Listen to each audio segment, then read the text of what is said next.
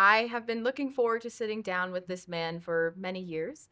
Chief is a inspiration to our community. He really has cultivated what it means to hold the joy and excitement of having Black excellence behind your name. Chief Roderick Armalin was born and raised in LA County. He had very humble beginnings and became an Air Force veteran. He graduated top of his class in Police Academy before joining LASD, gaining 34 years of experience under his belt. He is community and life experience driven, which is exactly what we need for our city of Lancaster. And most importantly, he is proud to be a father and a husband. Chief, thank you so much for joining us today. I can't thank you enough for taking time out of your schedule to just let us pick at your brain and your heart and soul. Well, thank you so much, Tiffany. This is fantastic. You know, I love talking to you, Yeah. and so I'm excited about today. Yeah, Chief, you were born and raised in LA County. You had very humble beginnings, and every time I bring up how special your mother is to you, it brings tears to your eyes Oh yeah. because she's really made you the man who you are. How did getting to the point where you wanted to serve your community in the Air Force and as well as a police officer cultivate in your mind? Well, you know, it's pretty interesting, and you're absolutely right. I mean, I owe everything I am to my mother and my two sisters. You know, I always say I'm a proud mama's boy. Yeah. So, but she definitely sowed into me just many positive things, but you know, the going into the Air Force is actually a pretty interesting story because I did grow up in South Central LA, and the area we were in, there was a lot of gangs and a lot of issues, and I actually had a friend, one of my best friends. There were actually four of us, and he and I started talking about the Air Force, and he actually lives out here Wow. in Lancaster Wow. and still works at Edwards. He's Wow. out of the Air Force as well, Awesome. but so we talk from time to time.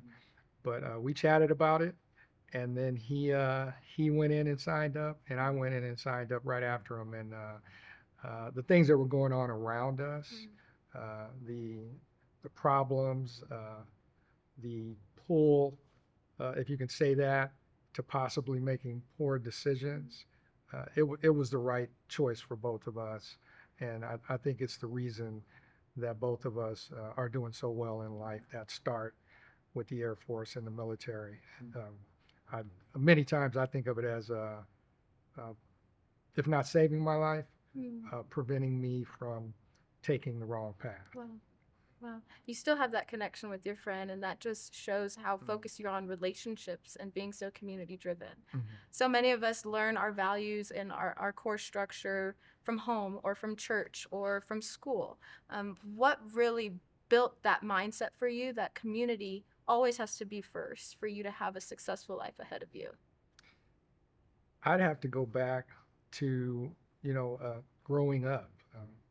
I where I grew up in down in South Central was a street called Harcourt, and it's interesting because it was right off of the 10 freeway and off of like Adams and La Brea, and it was one of the few streets that went through and under um, the freeway, so you Okay. could get to the other side, and so our block, we were extremely tight, and all us children growing up together were just a bunch of friends.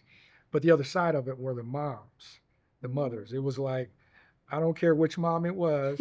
If she saw you doing the wrong thing, She checked you. you were gonna get what for. I So love it. you were gonna get what for. But that neighborhood, that the way we came up, the thing I really loved and I really remember was community. And it wasn't just about us that lived on that block and in that neighborhood, because the other streets gravitated to Harcourt as well. And but I mean, it was a time where everybody knew the postman, and he'd come to Saturday events and hang out, and everybody knew the corner market. It was called Long's Market, and we'd go over there, and the owners of that market would, when we were children, hey, here's a free ice cream cone, but also they were like the moms too. Were like, hey, don't let me see you jaywalking across that Yeah. street, and the fish market down the street. But it was a time where whoever was in that community, whether they lived there or they worked there, they sewed into you and they were a part of it. And so I think that stuck with me. Yeah. And I understood that it's important that you bring in, everybody. As that old saying, it takes a village. Well, it really does. Yeah, so carrying the people that have poured into your life, for example, the postman, the moms, and carrying those individuals with you to this day, how has that been formative for you? You know what? It's been great, and I do from time to time go back and remember things that have happened in my upbringing as a child, as a young man, as an adult. But there's certain individuals that I've encountered that have raised me as well, who I think really developed the person who I am. And I'm glad to say that there's several of them that I still can connect with and speak to. One interesting fact about us, about the Armalin clan, and I think I've shared with you, massive families on Yeah. both sides. Well, the Armalin side, my dad's side, 16 brothers, or excuse me, 14 brothers and Dude. sisters he had. So I've got cousins you cannot imagine. But my generation of cousins, of us who kind of grew up together, there's probably, I'm going to say 30 of us. Wow. We still get together on the regular. I That's mean, incredible. we've got a text message where we go back and forth and we wish Wow. everybody happy birthday. But we have regular gatherings where we'll get together and just celebrate, life. So that's one of the things that I think, really keeps me grounded. Yeah. Now I get hearing that you have 30 cousins that you stay in contact with and you're relational with. Now I get what's leading us into this next question. Previously, before you became a part of the Lancaster Police Department and really building from the ground up our first ever police department, you oversaw 176 personnel with the Sheriff's Department. That's huge. And I don't know how you did that, but clearly it runs in your blood. You're used to being around a lot of people. But all of us that know you in our community, you remember everyone. You are so intentional of getting to know them, knowing their name, what they believe in, what they stand for. As a leader, how important is it to keep relations with people and let them know that I see you for your name and your heart before I see you with your title? I'll tell you, Tiffany, it's everything. I try and instill in our officers. In fact, I've told officers before and deputies as well. Uh, what's the problem with somebody knowing your first name? And in fact, it bothers me a little bit when I hear somebody say, "I'm Officer Smith" or "I'm Deputy Johnson," and I try to let them know friendship begins on a first name basis. When I met you, you said, "Hello, I'm Tiffany." I said, "Hello, I'm Rod." So. Um, it's a big part of who I am. It's a bigger part of who law enforcement has to be. If we're going to uh, get trust from the community and fix the problems that are out there, it's going to start on a basis of friendship. And my mom used to always tell me, treat everybody as a friend until they show you differently. And when they show you differently, then you still have to slow down and decide, okay, what type of relationship do I need to have with this person? So establishing those relationships uh, now, and even with the issues, when we have issues and problems in law enforcement, if we've established a relationship with community, we're going to be better off trying to work our way through, those problems. You have a lot in front of you and so many responsibilities. You are making history as our first ever chief in the city of Lancaster. But when I see you beaming the most is when you're around your family. Yeah. And you carry so much pride in being able to talk about them, especially your daughter that just got accepted into law school and she's starting soon, which is awesome. But as a police officer, a man of service, how do you not take work into home and you keep that separate, or vice versa? How do you allow home to elevate you to do a better job out on the field?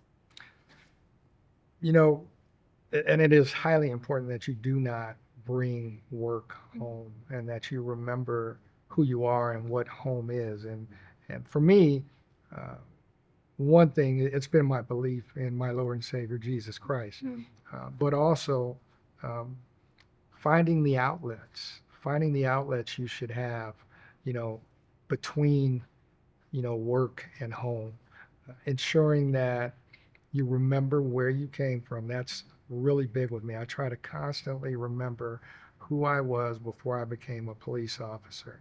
And my family helps me do that.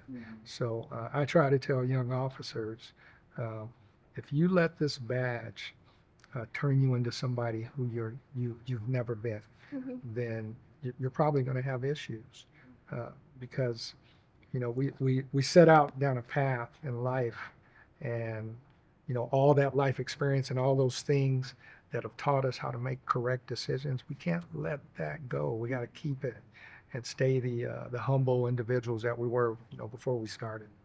Talking about where you came from, we're so proud to be raised by a mother and sisters, and you always give credit to women. You have so much respect for women and what they cultivate for this world. Sometimes in culture, men can be convinced that to be a leader, you have to disregard a woman. But how do you encourage young men to pay respect to the women, thank them for what they do, and just be exciting and loving towards them?